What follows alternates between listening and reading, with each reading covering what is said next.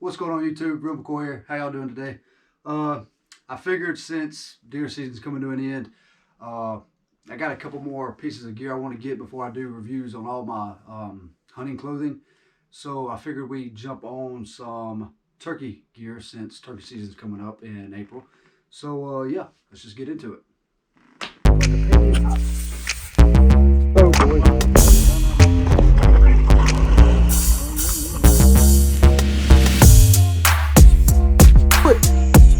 Yes!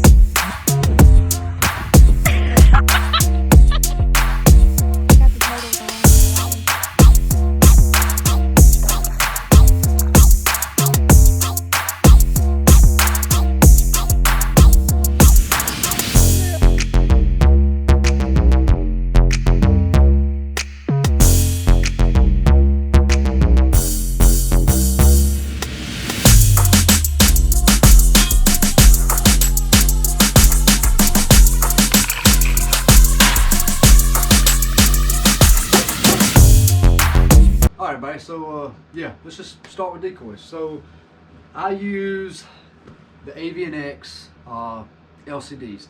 These things are awesome. I mean, the pattern, the color, everything is just beautiful on these decoys. Super, really good attention to detail on the head here. But you know, they got a little tube here that you pull it out to air it up and decompress. But you know, it takes 5 to 8 seconds depending on how good your lungs are. But just awesome decoys. I highly recommend. A little bit pricey. They're about 80 bucks, but well worth it. This is a feeder hen.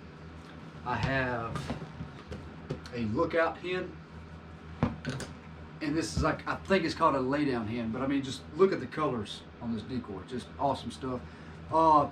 They have Jake and Longbeard decoys, and the problem that I have with the Jakes are that you know, if you have a longbeard coming in the field with another Jake and he sees that other one, he might feel intimidated, not come in. Two Jakes always beat up, you know, a longbeard. So and the problem with the gobbler decoys are they say they're 10% smaller, but I still don't like taking that chance of having, you know, one come in the field and seeing it and feeling a little weary, you know, intimidated of coming on into the field. So I just I stick with these hens, and they work really well. I'll post some pictures of some photos I took out in the fields, but really good stuff. They come, each decoy comes with this little it's got this little elastic string bag here, drawstring bag, AVNX.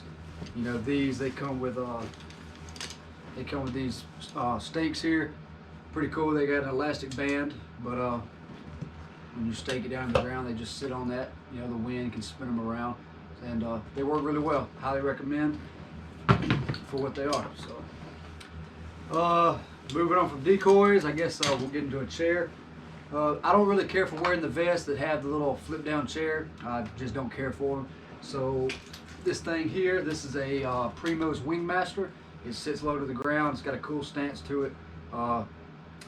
Just a really good chair. You know, it folds up nice. You have a strap you can put it around your shoulder. I don't mind carrying one of these in to be able to sit for a couple hours, you know, being comfortable. So that's what I like to use.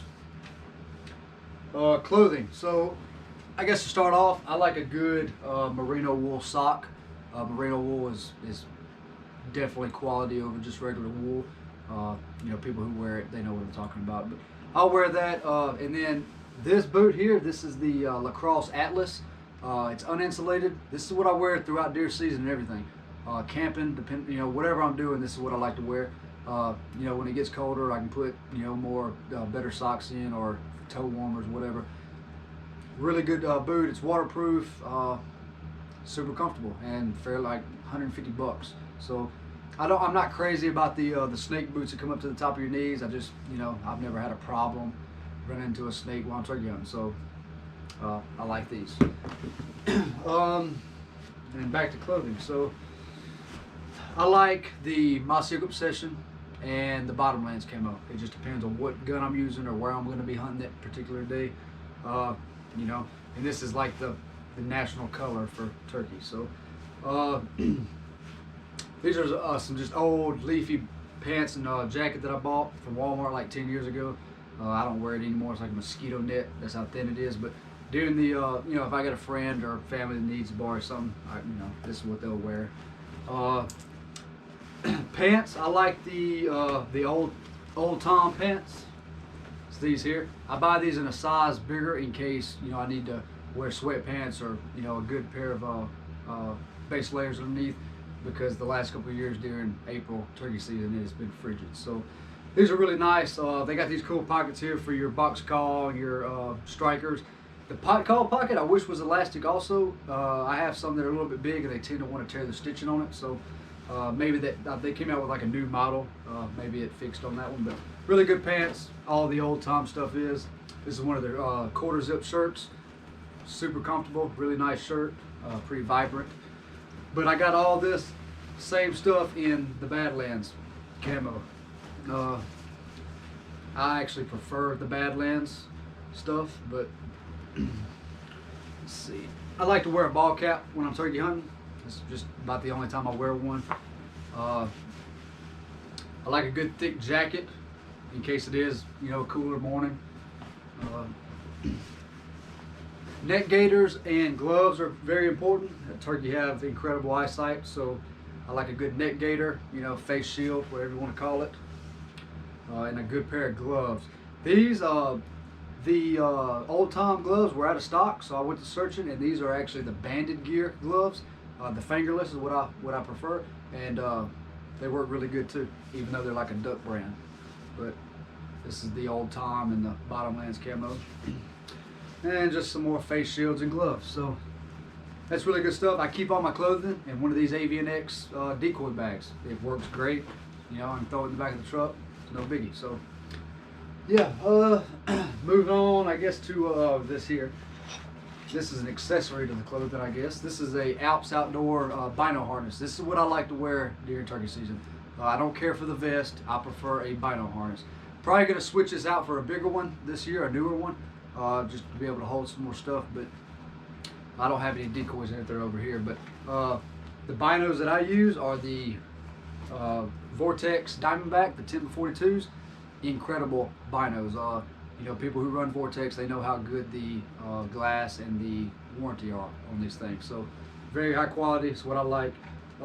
They're a little, they're smaller. I like the 10x42, especially for this. You're not trying to see out several hundred yards with good detail. So I like to carry a good fixed blade. This is a Gerber vertebrae, I believe. I don't know if they even make it anymore, but still on it's not just great, but it works for what I needed. This is just in case, in case I need a decent little knife, or if a turkey ain't all the way put down, I can finish them off with this without having to waste other shells. So it's a good little knife. It fits good on the pack. So I really like this. I've got bought this I think last year. It's pretty cool. It's made by Primos. It's just a little box call, slate call tool that you can use to scratch up your glass, or I think it holds chalk here in the handle, which is very helpful. And then I got some sandpaper here. This is some 320 I use on my slate, but just a really cool little handy tool to have in case you get some dew on your pot calls. It has a little wiping rag there that it works all right, I reckon. I'm probably going to switch and do some JT calls this year. They're supposed to be waterproof, to work underwater, which is pretty neat, especially on them early mornings when the dew starts to drop. So, but that is my bino harness that I've been using the last couple of years. So moving on to calls. I started off with a dual game call. This is a Legacy. I don't think they make this anymore. And they got another one, but it doesn't sound near as good to me. But it's got its own striker, and this glass might need to be touched up, or crystal rather, but let's see.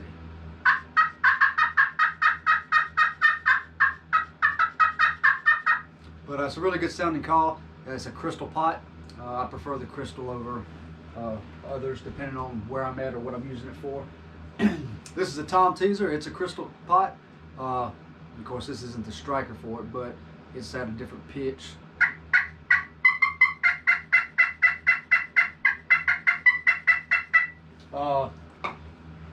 It's got its own striker, but I don't know. I think it's the color that throws me off. I don't really care for the color of it, but it does sound pretty good.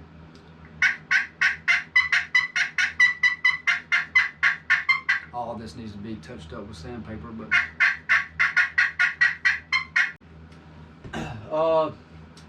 and And this pot here, this is a slate.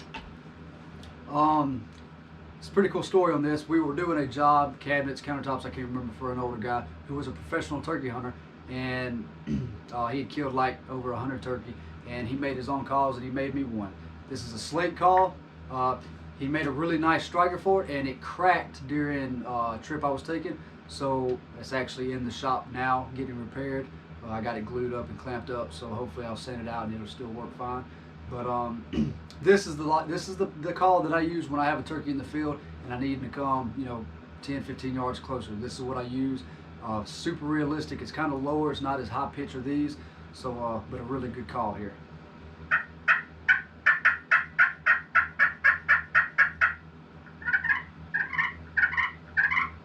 Purrs beautifully. Awesome call here. Like I said, I hope that striker will be okay once I get it sanded back out. So, this is by Tom Teasers also. This is the Dominant Hen. It's a box call. It probably needs more chalk, which it does, but this one, it's a really good box call.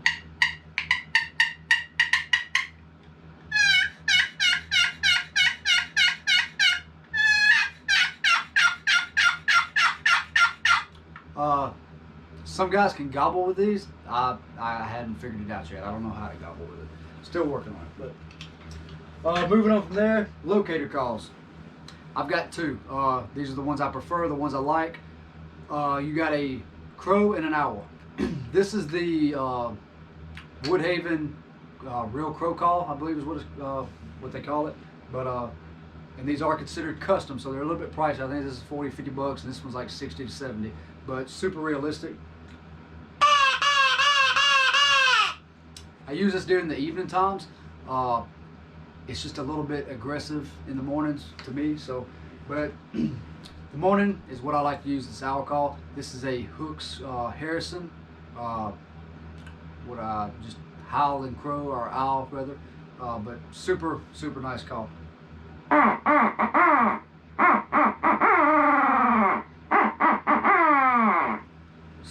Super realistic owl call. I really like this one. It's a lot better than like the Primos or whatever other brands that make them. But moving on to ammo. I used to buy the Apex, and I've still got some, but I don't use them anymore. They're just too expensive. I mean, 5 rounds for 90 to 100 bucks. It's just it's outrageous. So I switched over to the Federal Premium, the TSS. These are 8 to 10 shot. 3.5-inch magnums, and they work great. I mean, I'll post some pictures up here that I've used. This is shooting out of a Browning A5 with a Jeb's turkey choke. 20, 40, 60, 80 yards. Just really good patterns. I'm still getting, 10 to 15 pellets in the head at 80 yards, which is awesome. So that's what I like. I'll have this in the chamber, and I'll follow it up with 2 Longbeard XRs. These are 6 shot. You get 5 of these for 50, 60 bucks, and for 25 or 30 bucks you get 10 of these. So I'll have this one in the chamber and then 2 to back it up if need be. So getting into the guns. So the first turkey gun I bought was a Mossberg 935 Turkey Edition. This run about 850, 900 bucks at the time. And it's been an awesome turkey gun. It's got the pistol grip, which I actually prefer. I wish the A5s had an option that you could get it in, but super nice gun. I got a Vortex red dot on it. I'm going to change it out. It just sits a little high, so I'm going to put my other little red dot on it. But super nice guns. Everybody that shoots Mossberg know that hey, they've been around forever. It's got a 22-inch barrel. It's a little short, but I'm still reaching out to 60, 65 yards with it, no problem, and that's plenty. So I'm shooting a Jeb 665 out of it. I've done everything from Rhino, Indian Creek, the Primo's Jellyhead to the stock chokes, and the Jebs is by far the best out of this gun here. So, yeah, the only problem I've had out of this gun, and it's not really even a problem, is that the foregrip, forestock, forearm, whatever you want to call it, on these semi-autos, it shimmies a little bit. It just has a little bit of give to it, which makes a little bit of noise.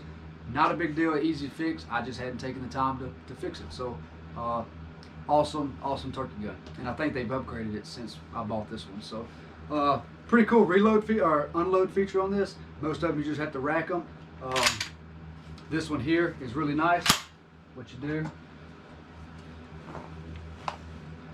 is once you, if you don't drop them, once you load it up, grab this shit, and you got one in the tube waiting, you can put your feed ramp up and just press that button there, and it releases instead of having to rack them all through your gun. So that works out. Super nice feature on that. And in my opinion, the best turkey gun ever made, the Browning A5 Humpback. This isn't your granddaddy's A5 as they call it. Super sweet gun. It's in the Mossy Oak bottomlands. Just super smooth action. Nothing wrong with this gun whatsoever. Like I said, I wish they had an option where you could remove the stock and put like a pistol grip. I just prefer that pistol grip stock, but super light, accurate, just beautiful gun. It's got a 26-inch barrel. I'm also using the JUB 665 out of this. Just an awesome gun. Like I said, this gun here, where I showed y'all the patterns, this was the gun I was using with the TSS heavyweights. Just beautiful gun, beautiful Cerakote it's got on it. Like I said, nothing wrong. It shoots 3.5 all the way up to 3.5. I like having that option. I will say the only problem I've had with this gun is shooting skeet with a light 2 3/4 load. It doesn't cycle. It's just too light of a load. If I'd have bumped up the weight, it'd have been no problem. But other than that, it's got a pretty cool load feature here. You push that, and once you go to load it, it'll already feed and ramp in. It's just a quick little reload feature that's really cool. So moving on from there,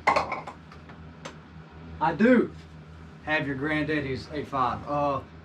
This is like a 1960 model. It is, you know, beautiful, in great condition. It's got a couple little scratches here, but other than that, this is a beautiful gun. I mean, just action is perfect on it. I messed up and we shot some 3-inch magnums out of this and had to rebuild all the internals here. Magnums is just too much for it. So this goes all the way up to 3-inch. That's just how they made them back in the day. 26-inch barrel. This has a rhino choke on it, but I don't use this shotgun anymore. You know, it's one of them gun cabinet guns. That's where it's going to stay. I just wanted to show y'all. So, but still, the day that wouldn't shoot, this shot over 400 rounds shooting skeet one day. Didn't mess up one bit. I mean, it was just awesome. So, really good, high quality shotgun there. And going from that, I know that them guns are quite expensive. You know, the Browning A5s, they run about $1,500 bucks, but you don't need them guns. This is a Remington Model 1200. It's a pump. You know, I wrapped it in this Obsession. It's a, you know, Mossy Oak wrap that they had out for a little bit. Wrapped it myself, and this gun will do just fine. Like I said, it's a pump, shoots 3-inch. You know, is it as nice as those? No, not, you know, not nearly. But it's still at 20-25 yards. You know, you put a decent choke in it, you're still going to be able to kill turkey with this gun here and have no problem. And, you know, $300-400 bucks, if that. So still no problem to be able to get out there and take care of your turkey. So I believe that is it. I believe that's all I got for y'all. Most likely I'll be using, you know, most of this stuff during season. I'm going to try to get another turkey call and another vinyl harness before season starts, but that's pretty much it. That's what I've used the last couple of years. Done pretty well with it. The stuff works good. So yeah, I appreciate y'all watching. Y'all like and subscribe. God bless, and y'all stay real.